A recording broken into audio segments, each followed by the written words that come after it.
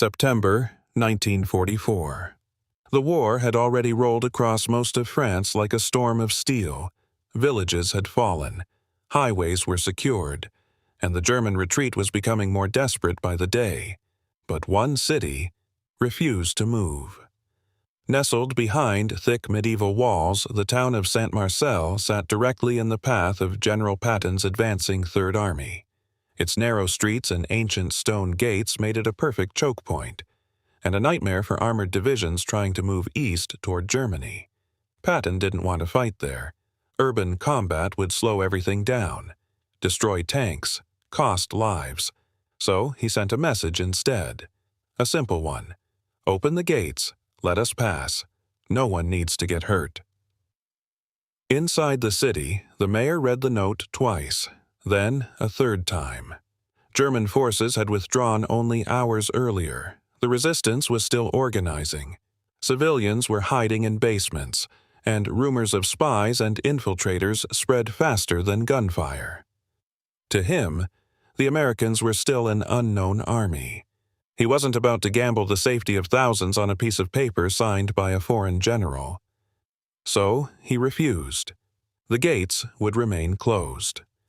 No army, allied or otherwise, would enter Saint-Marcel without permission, outside the walls. Patton received the response. He didn't say a word. But what he did next would be remembered in that city for decades. Patton read the mayor's reply once. Then he folded it neatly and handed it back to the officer without a single comment.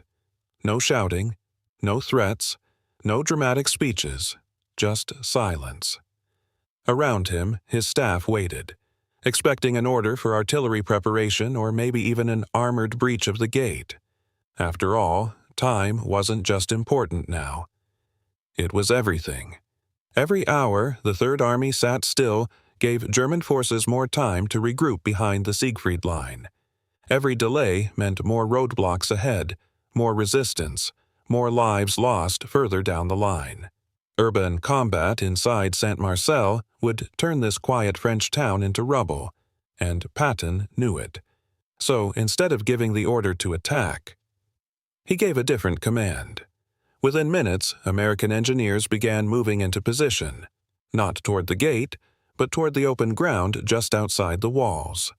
Tank crews adjusted their formations. Infantry units were ordered back from the road. Then came the artillery, not aimed at the city, not even close. At precisely 5:40 in the morning, the stillness outside Saint-Marcel shattered as an entire battery of American field guns opened fire, not on the gates, not on the towers, but on an empty stretch of farmland just beyond the eastern ridge. The ground shook. Windows inside the city rattled violently in their frames. Church bells trembled without being touched. Dust fell from ceiling beams as civilians rushed to their cellars once again, convinced the battle had begun. But no shells struck the walls. No buildings were hit. No one inside Saint-Marcel was in danger. This wasn't an attack.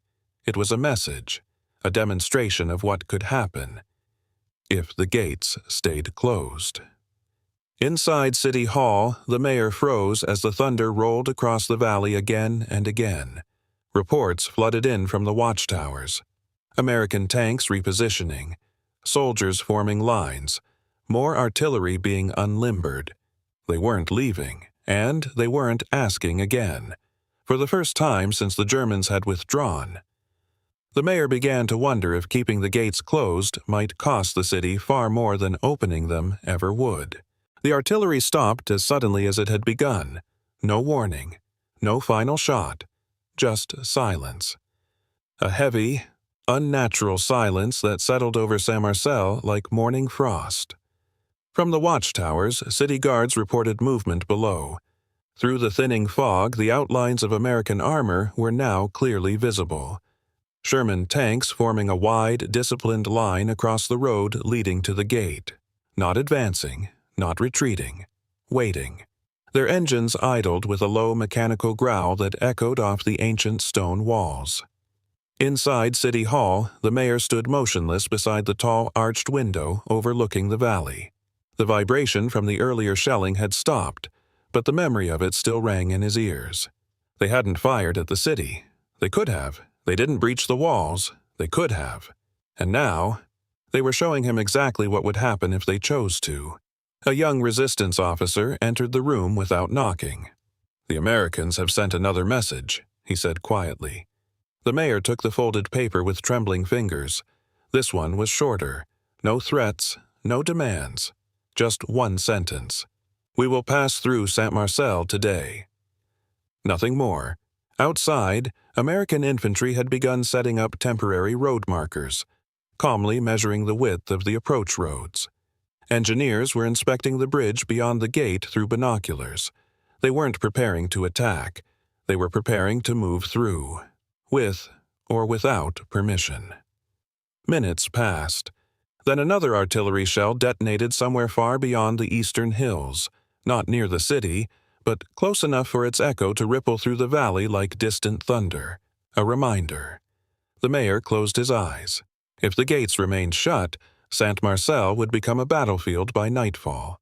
Its homes, its streets, its cathedral, all caught between stone walls that would trap every civilian inside. But if he opened them, the city might survive the war untouched. He turned to the guard beside the door. "Order the gates opened." At 6:12 that morning, the ancient locks of Saint-Marcel began to turn. The gates of Saint-Marcel opened slowly.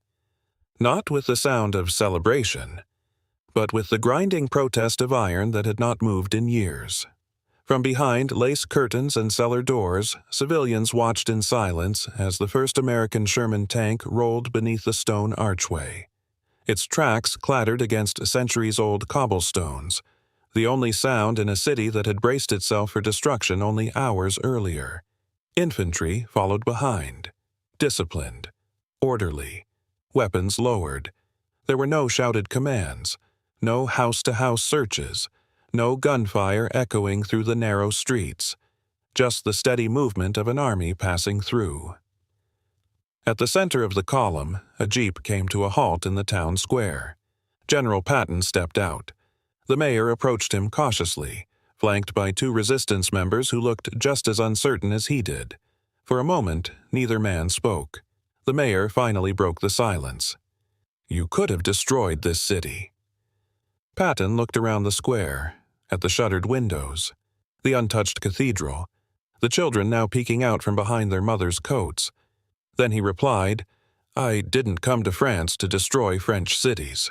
He paused. "I came to make sure there would still be some left when this war is over." Behind him, the Third Army continued its march east, tanks disappearing down the road toward Germany without firing a single shot inside Saint-Marcel. By noon, they were gone, and the city they might have leveled in an afternoon was still standing. For decades afterward, the people of Saint-Marcel would remember the morning an entire army stood outside their walls, not to conquer them, but to pass through.